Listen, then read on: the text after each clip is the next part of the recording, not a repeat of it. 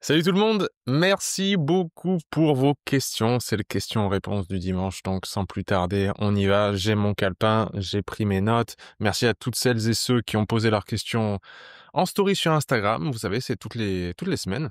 Donc on y va gaiement. Première question, intègres-tu toujours dans ton nutrition les graines germées?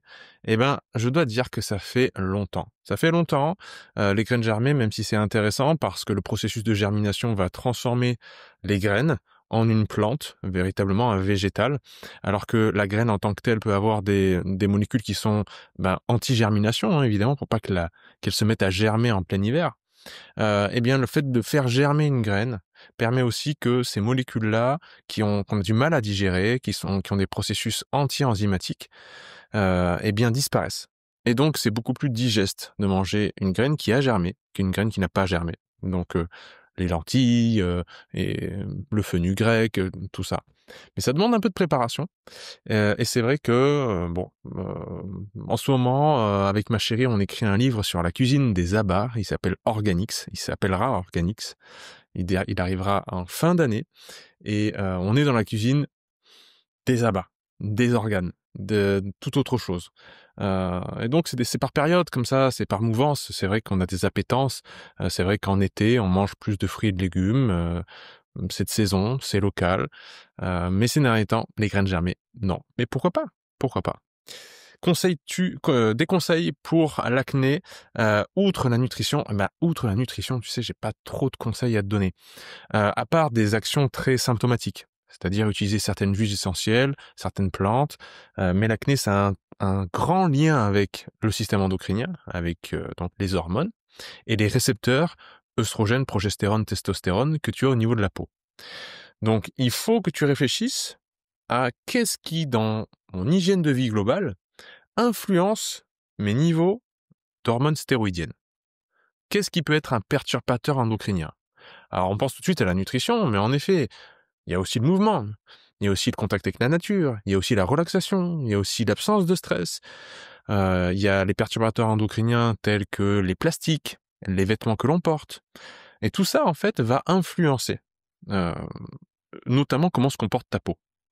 Donc, tu peux, le temps de corriger le tir, utiliser certains produits naturels sur ta peau, mais je te conseille vraiment de considérer les facteurs qui jouent sur tes hormones avant tout.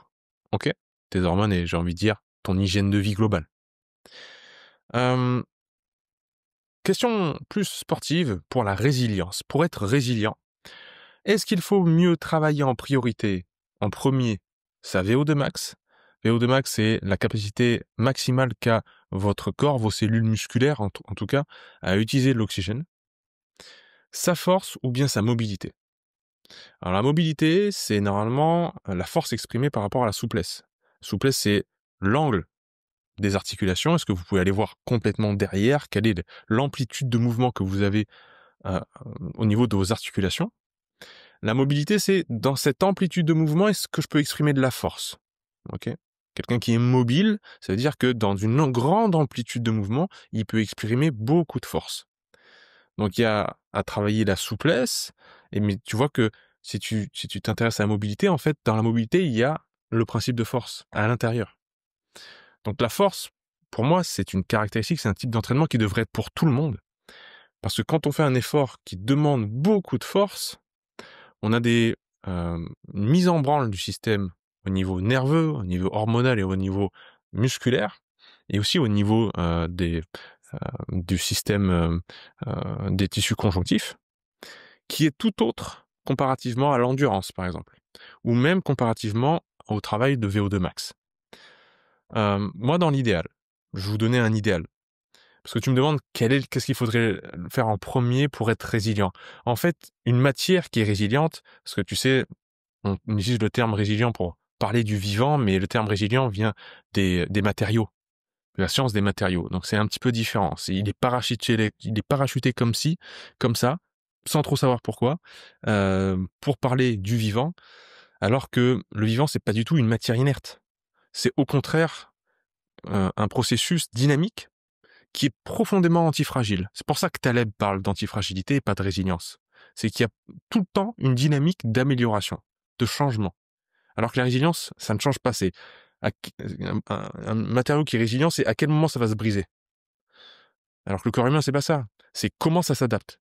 Ça se brise pas vraiment. Ça se brise, si tu veux, quand ça meurt, un être humain. Mais donc, j'ai pas d'ordre à te donner, sauf de cultiver, eh ben, un panel de qualités athlétiques qui te permettent d'être au maximum adaptable. Parce que quand on parle de résilience pour le vivant, en fait, on veut parler d'adaptabilité. C'est que tu peux à peu près tout gérer. Et puisque là, on est dans l'effort physique, bah, je te conseillerais d'avoir au moins une sortie longue par semaine. Donc, une sortie d'endurance fondamentale. Tu pars courir 1 heure, 1h30. Tu fais du VTT, tu fais du vélo pendant 1 heure, 1 heure et demie, par exemple. Petit rythme, endurance fondamentale. Une ou deux séances de VO2 max par mois. Ok, donc ça peut être du 4x4 minutes. Ok. Mais pas toutes les semaines. Moi, la séance VO2 max, ce serait plus une sorte de test, en fait, pour voir comment je me teste. Donc, c'est 4 tours de 4 minutes d'effort et 4 minutes de repos. Et par exemple, en course à pied, j'essaie de faire le maximum de distance en 4 minutes. Ok. C'est vraiment très demandeur, c'est très taxant. Donc, comme je dis, une séance d'endurance, on va faire ça à la semaine. Une séance d'endurance. Une séance de force, haut du corps, bas du corps, full body. Hein. Donc ça pourrait être traction, dips, squat, par exemple. Force, donc charge lourde, pas trop de répétitions, entre 4 et 6 répétitions. 2 à 3 séances de renfort. Donc 2 à 3 séances de renforcement musculaire type musculation. Ok. J'aurai ça. Endurance, force, musculation. Et une semaine sur 2, je me place une séance de VO2 max. Ok. Ça peut être de la natation aussi, la VO2 max. Hein. C'est plus facile à pied ou à vélo, mais voilà. Si tu places ça en termes de prépa physique, c'est pas mal. Mais ça, normalement, la prépa physique, elle va venir alimenter ton sport principal. Le basket, le foot, la danse, le tennis. Il faut quand même qu'il y ait un truc de jeu, je pense. C'est beaucoup plus sain. Et en plus, un sport par équipe. En tout cas, je vous le recommande.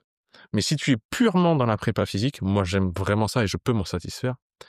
Ouais, ces 4 types de séances-là, avec peut-être tu repères ton point faible et tu essaies que ton point faible, si c'est l'endurance, eh ben, t'augmentes un peu le curseur par rapport à ce que je viens de dire. Tu fais pas qu'une séance par semaine, mais t'en fais 2. Tu vois. On joue sur ses points faibles. Ok, on améliore ses points faibles d'abord. Comment faire appréhender l'hormèse à nos enfants? Nos enfants, moi j'ai un petit de quelques mois, et sans cesse on est en train de se dire, enfin moi je suis en train de me dire, quand est-ce que j'interviens? Par exemple, quand il galère à ramper, quand il galère à lever la tête, quand il galère à se retourner. Si je l'aide, si je lui fais comprendre inconsciemment que l'épreuve et l'effort doit être évité et qu'il y aura toujours une aide extérieure pour le redresser et le corriger, je lui rends pas service. L'apprentissage, par exemple l'apprentissage du ramper, qui est extrêmement important, l'apprentissage du fait de relever sa tête, qui engage non seulement le système visuel, mais les muscles dorsaux, le fait de pousser avec le gros orteil dans le sol pour ramper, qui active les grands fessiers, tout ça, ça vient du fait de galérer. Et l'hormèse, c'est ça. C'est l'explication biologique de pourquoi les épreuves dans la vie nous renforcent. Or, qu'est-ce que l'on fait de nos jours? On essaye de viser le confort, d'aplanir, que les choses soient faciles. Et quand on aime quelqu'un, on veut lui faciliter la tâche. Mais je pense que pour nos enfants, faciliter la tâche, toute proportion gardée évidemment, ce n'est pas leur rendre service. Donc il faut arriver avec une pédagogie. Et c'est pas simple du tout, hein. Enfin, c'est simple, mais c'est pas facile. C'est simple, mais c'est pas facile. C'est pas facile du tout de faire comprendre que quand c'est dur dans la vie, c'est souvent là qu'on a le plus à apprendre.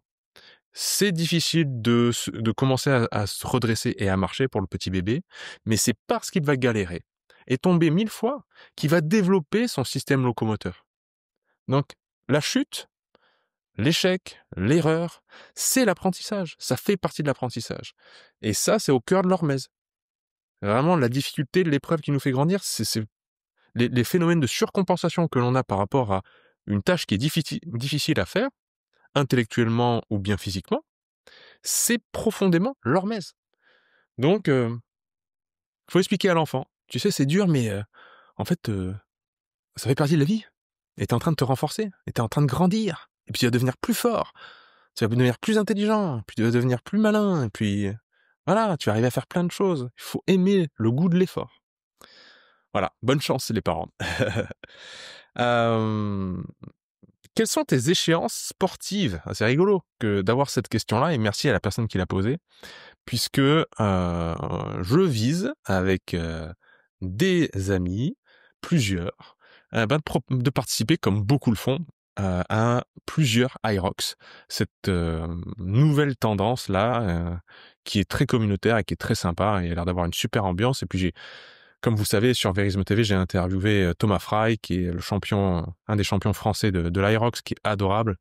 Allez le suivre, sur les réseaux et Thomas, il nous a fait faire une simulation de Hyrox au camp Trinity à Montpellier et donc j'ai vraiment apprécié faire ça avec mon ami Nicolas Mercadier, que j'embrasse et donc ouais, 2026, les places partent vite, mais j'ai ça comme ligne de mire, 2026, faire plusieurs Hyrox, ça me tente très bien. Hem Parle-nous de la nutrition après l'allaitement. Comme je vous ai dit, on a un petit bébé là avec ma chérie, heu et donc oui, la question va se poser de la diversification alimentaire et de la nutrition. Nous, on a choisi, en tout cas ce qu'on s'est dit, d'ores et déjà, qui nous plairait bien, c'est de faire, le type de diversification alimentaire où le bébé, vous lui proposez tout un panel d'aliments coupés en petits morceaux, pré-mâchés, mous et cetera et qu'il y ait tout devant lui, c'est-à-dire la même chose que vous mangez, de la viande, du poisson, des légumes, et cetera, sous forme de bouillie ou sous forme vraiment écrasée ou peu importe, mais des aliments solides, tout de suite, et qu'il porte lui-même à sa bouche et qu'il teste et qu'il essaye. Et en fait, il prend ce qu'il veut, c'est le bébé qui choisit. Et donc cette forme de diversification alimentaire, pour moi, bah, c'est la plus juste. C'est celle qui me semble la plus cohérente et c'est celle qui apparemment, en ce moment, est la plus en vogue et bah, celle-là, je l'aime bien. Donc à voir si on fera ça par la suite. As-tu fait une vidéo concernant l'époque où tu vivais au Japon et où tu n'étais pas libre? Eh ben oui, justement, ça a été une grande partie du webinaire, que j'ai fait le samedi 2 août et je vais le répéter, tous les week-ends du mois d'août. Donc venez au webinaire si vous voulez apprendre un petit peu comment j'ai réalisé ma transition dans ma vie et peut-être ça va vous aider, vous qui êtes en reconversion ou en changement de cap, changement de vie. Peut-être ça va vous inspirer, peut-être que vous trouverez des bons conseils. Venez, n'hésitez pas, on s'inscrit sur ormes.com. Vous verrez, dès que vous arrivez sur le site, il y a moyen de vous inscrire au webinaire. Et dans ce webinaire, c'est vrai que je partage des choses très privées, très personnelles, dont ma vie au Japon.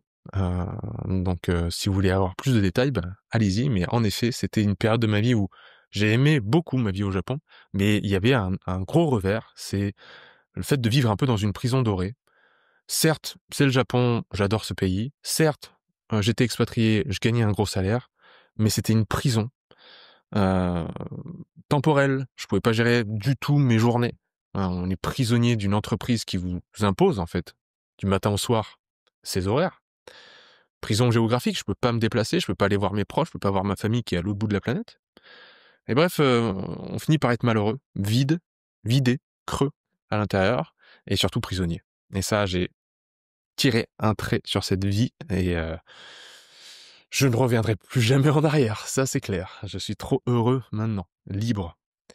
Hem et enfin, j'en viens à la question, plus importante de ce question-réponse qui est: comment changer sa relation à quelqu'un, notamment lors d'une rupture amoureuse? Alors, déjà, je vais vous renvoyer vers Esther Perel, qui est, la référence pour moi, ultime dans les relations. OK? Relation de couple, relation d'amitié, relation au travail, relation amoureuse, c'est la référence. De très loin en plus. C'est-à-dire il y a pas de concurrence quoi, il y a personne qui lui arrive à la cheville. Donc allez écouter ce qu'elle fait, ce qu'elle dit. Elle est belge, donc parfois elle donne des interviews en français. Elle est brillante. Donc je vais un peu paraphraser ce qu'elle dit, parce que pour moi, ce qu'elle dit, c'est essentiel et peut-être que j'y vais y ajouter ma petite touche. Une personne qui n'est pas nous-mêmes c'est une autre personne, donc, jusque-là tout le monde me suit. Généralement, on caractérise les autres de manière tranchée. C'est-à-dire, c'est son caractère. Il ou elle est comme ça. C'est blanc ou c'est noir, en gros. Ah, il est gentil, ah, il est méchant, il est généreux, il est tendre, heu, ou il est, caractériel, il est colérique, il est pas généreux, il est avare, il est bordélique. On caractérise les gens comme ça. Boum, boum, boum. On donne une teinte, une couleur, et ça ne bouge plus. Alors qu'envers nous-mêmes, on est plein de nuances. Envers nous-mêmes, c'est: «Ah, aujourd'hui, je me sens pas bien. Aujourd'hui, j'ai pas le moral». Puis demain, «Ah, j'ai mieux dormi. Ah, je me sens bien aujourd'hui, j'ai la pêche», et cetera. Donc du jour au lendemain, pour nous, ça change tout le temps. On est plein de nuances. On sait qu'on a plein de facettes. Pourquoi, quand on pense à l'autre, on est complètement catégorique? C'est-à-dire, il est gentil, il est méchant, il est blanc ou il est noir. C'est terrible. Donc, pour changer déjà, l'idée que tu te fais d'une personne, il faut te dire que cette personne, elle est au moins aussi complexe que toi. Elle a toutes les facettes. Elle n'est pas foncièrement mauvaise. Elle a peut-être eu des comportements qui t'ont blessé, mais c'est pas dans sa nature d'être mauvais ou mauvaise. Ni d'être parfaitement gentil, ni d'être ceci. On a tout comme panel de caractère et de comportement. On a tout ça en nous. Donc déjà, le fait de l'accepter, ça va te soulager. Peut-être tu vas lui porter un autre regard. Hem, une autre chose qu'elle dit, Esther Perel, et donc là, par rapport à ce que je viens de dire sur le fait de ne pas avoir de nuance vis-à-vis des autres, mais de la nuance vis-à-vis de soi, c'est d'accepter qu'il n'y a pas d'identité figée, cristallisée, et que les gens changent. Les gens changent, et les gens changent même du jour au lendemain. On change tout le temps. Il y a rien de figé. OK? Donc ça, c'est l'impermanence. C'est un truc, pour le coup, que Esther Perel ne m'a pas du tout appris, mais qu'elle formule avec des mots à elle, qui est parfait et parfaitement applicable aux relations de couple. Et puis, au-delà du fait que, donc, faut faire attention à comment on juge les gens, hein. On fait tous de notre mieux. Donc, tu peux avoir peut-être des ressentis, des ressentiments, des choses qui restent en travers, comme on dit. Mais il faut faire preuve de nuance vis-à-vis des autres qui perçoivent. Et j'aime beaucoup ce que dit Esther Perel par rapport à ça, c'est que dans les couples qu'elle reçoit en cabinet, elle dit toujours, les couples parlent toujours de l'autre. C'est toujours l'autre. C'est toujours de la faute de l'autre. Il ou elle est comme ça, et puis c'est que ça. Et puis ils ne voient, ils sont persuadés que l'autre essaye de les détruire presque au bout d'un moment. C'est de la méchanceté pure et gratuite. C'est-à-dire, c'est de la faute de l'autre. Donc, se dire aussi, dans une relation, c'est 50-50. On a autant de responsabilités.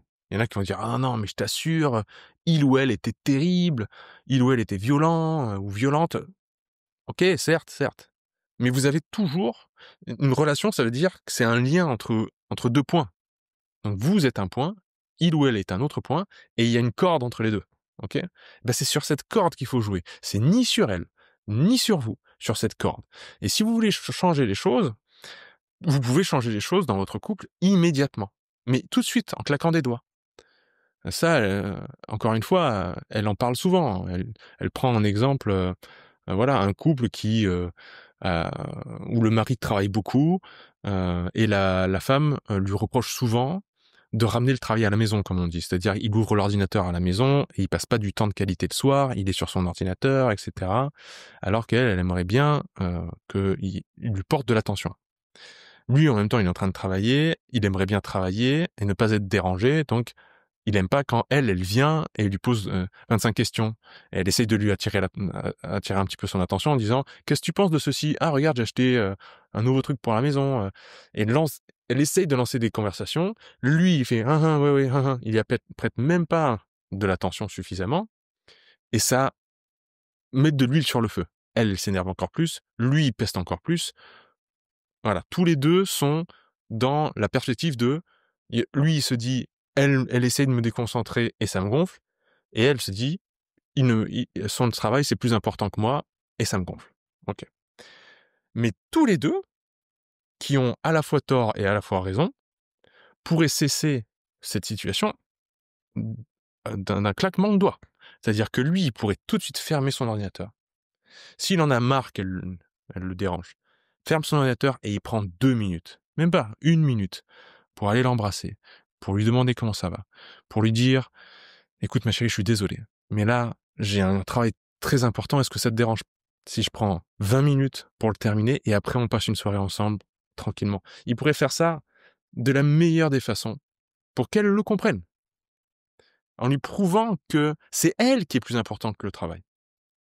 Et puis elle, si elle en a marre, que ça se passe comme ça, elle pourrait très bien agir différemment, comme ça, heu, en arrêtant de l'embêter et en arrêtant de lui mettre des bâtons dans les roues, en lui prouvant qu'elle peut respecter son espace, que s'il a décidé de travailler parce que c'était important, elle respecte ce choix. Donc, en fait, tout le monde peut agir et changer les choses. Tout le monde peut changer les choses, comme la question que tu m'as posée, c'est, comment changer sa relation à quelqu'un? Tu peux changer la relation à quelqu'un quand tu le souhaites, à la seconde près. À la prochaine seconde, tu peux changer. Ce que ça va demander, c'est de briser la personne que tu penses être, l'identité que tu te fais. Parce que si il ou elle, dans le couple, sait très bien ce qu'il faudrait faire, mais ne le fait pas, ça veut dire il ou elle veut préserver quelque chose, son intégrité, l'idée qu'elle se fait d'elle-même, et que ça, elle n'est pas prête de le lâcher.